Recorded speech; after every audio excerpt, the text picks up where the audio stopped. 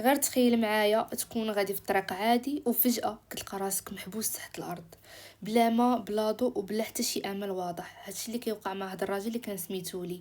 كان في ستاسيون عادي كيعمر الطوموبيل بالمازوت، وكان مزروب باش يمشي يحتفل مع بنته بعيد الميلاد ديالها.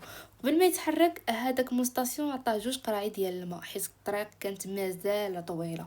هو في الطريق عيطات ليه مراتو وقالت ليه ما ينساش يجيب معاه الكيك ديال عيد الميلاد ديال بنته. قال لها غير كوني هانيه راني جايبها. قطع مع مراتو التليفون ودخل داخل واحد النفق، وغير واحد شويه وبدا كيسمع شي اصوات بالرغم غير بوحديتو اللي كان داخل هذاك الطريق. حتى واحد شويه وهذاك النفق بدا كيطيح من اللور من القدام، وبقى داخل لي محاصر تماك. وبهاد الصدمه هادي غيب. من بعد واحد المده اللي كانت قليله منين فاق عاد استوعب هاد المصيبه هادي اللي راه طاح فيها. شال الضو ديال الطوموبيل وخد التليفون ديك الساعه عيط الانقاذ وقال لهم راه النفق طاح عليه. قالوا ليه ان 5 دقائق يكونوا عنده.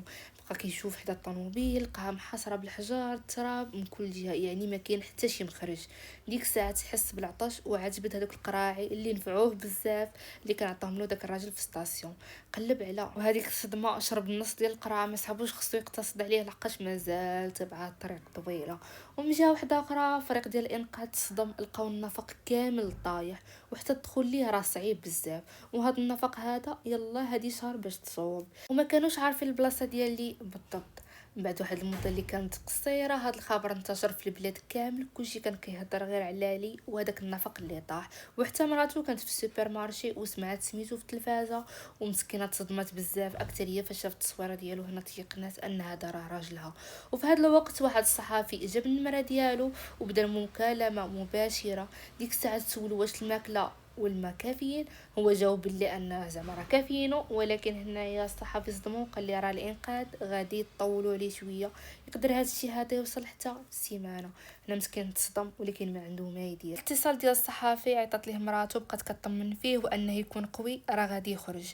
من بعد وزات ليه بنته الصغيره اللي كانت مازال ما فهمها شنو واقع، وقالت ليه يجيب لها الكيكه ديال عيد الميلاد. انا الرئيس ديال الانقاذ اللي كان سميتو كيم مشى جاهل عند الصحافي لان كان كيهضر مع لي، وهنا خاف انه يمشي تيليشارجي له التليفون وما يلقاوش كاع باش يتواصلوا معاه. فمشاو قال لي يقطع التليفون وداكشي اللي كان قطعوا مع لي. وهنا كيم مشى عيط لي باش ياخذ من عنده المعلومات، يوصف له البلاصه فين طاح عليه داكشي كيفاش دايره، واش عنده الماكله والماء. وداكشي اللي كان هضر مع لي وقال لي واش عنده الماكله والماء. قال لي ان عنده غير 2 قراعي وهذيك الكيكه. نطلب منه ان داك الماء يفرقوا على المده ديال اسبوع ولا اكثر ويحافظ عليه مزيان. اما بالنسبه للكيكه غير ياكلها لحقاش غادي تضيع لا دوزت واحد المده طويله. ومن بعد قال لي انه يوصف ليه كيفاش هذيك البلاصه ديالو اللي طاحت عليه كي دايره. هنا قال لي ان كانت فوقها واحد الفتحه ديال التهويه. واخر حاجه قال لي انه يطفي التليفون وما يشعلو غير مع 12 ديال الصباح باش يتصلوا به وباش ما يتيليشارجالوش التليفون. وموراها قطع مع الاتصال ومشاو يشوفوا داك البلان ديال التهويات اللي كانوا 5، ودابا خصهم يقلبوا في هذوك ال5 البلايص كاملين. موراه هنا لي مشى كيقلب يشوف هذوك الجوايه واخا كان محطم ولكن ما عنده ما يدير، خصو يبقى قوي. وعلى برا ديال النفق دخلوا بزاف ديال الدرونات للنفق باش يحدوا البلاصه ديالو بالضبط، ولكن الريزو تقطع حيت النفق كان طويل بزاف. كيم قرر يدخل النفق بالطوموبيل مع المساعد ديالو باش يقربوا اكثر ويعرف البلاصه ديالو اكثر. في البدايه النفق كان عادي وما فيه حتى مشكل، ولكن بقاو غاديين غير بلاتي باش ما ياثروش على النفق ويطيح عليهم، حتى وصلوا لواحد الطريق اللي كانت مقطوعه. بقاو تماك بزاف ديال الحجر اللي كبير اللي كان طايح تماك. هنا كيم نزل باش يشوف القضيه عن قرب، وفي هذا الوقت هذا عيطات ليه مراته، ولكن كان خلى التليفون ديالو في الطوموبيل. والمساعد قرر انه يكلاكسوني عليه باش يجي مور التليفون. فاش هضر معاها قال لها غير ما تخافش راه غادي يخرجوا من النفق.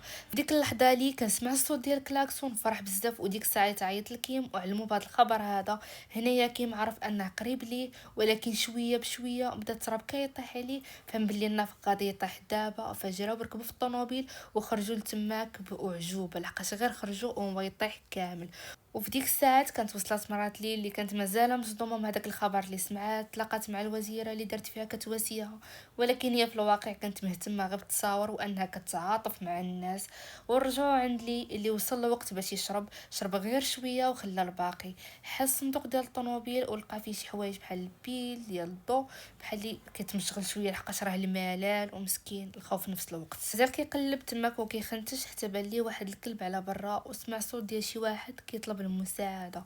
خرج من الطوموبيل وبقى تابع هذاك الصوت حتى وصل للطوموبيل ديال واحد البنت اللي كانت سميتها مينا. حتى هي مسكينه كانت محبوسه تماك، اللي كانت غاديه غير الخدمه ولكن طاح عليها النفق. ما قدرش تحرك حيت كان طيح عليها واحد الحجره اللي كبيره بزاف. طلبت منه انها تشرب، فقرر انه يقسم مع هذاك الماء هذاك واخا حتى هو كان محتاج، ولكن ما قدرش يرد لها هادشي في وجهها.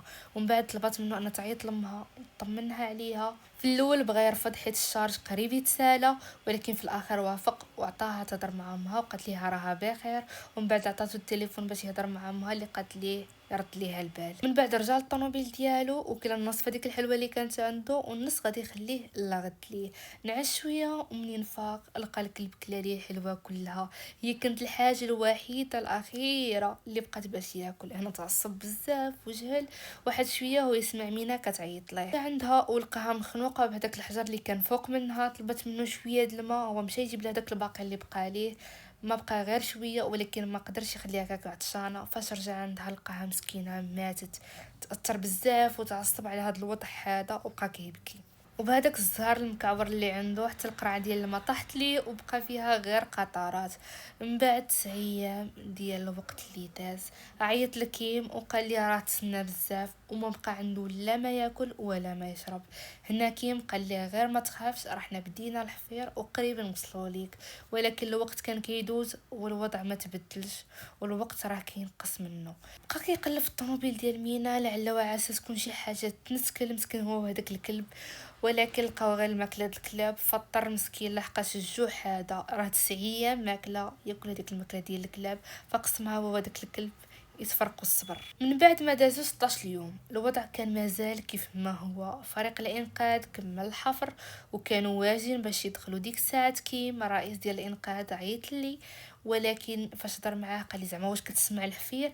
قال لي راه ما سمعت حتى شي حاجه، وهذا الشيء هذا راه كيعني راهم ماشي في داك البلاصه كاع. هذا الشهد كامل مشى بلا فايده. هنا كيم تعصب بزاف فجبد البلان لقاه انه مغاير تماما للواقع.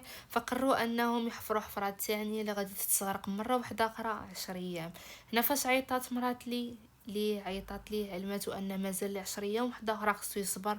هنا فقد الامل وعرف انه ما غاديش يقدر يعيش هاد المده كلها. وتهلا في بنتهم وطلب منها السماح لا دار ليها شي حاجه. هي بقات كتقوي كتقول لي راه انا ثقه انك غادي تخرج عايش، غير تصبر شويه راه 10 ايام دغيا غادي تدوز.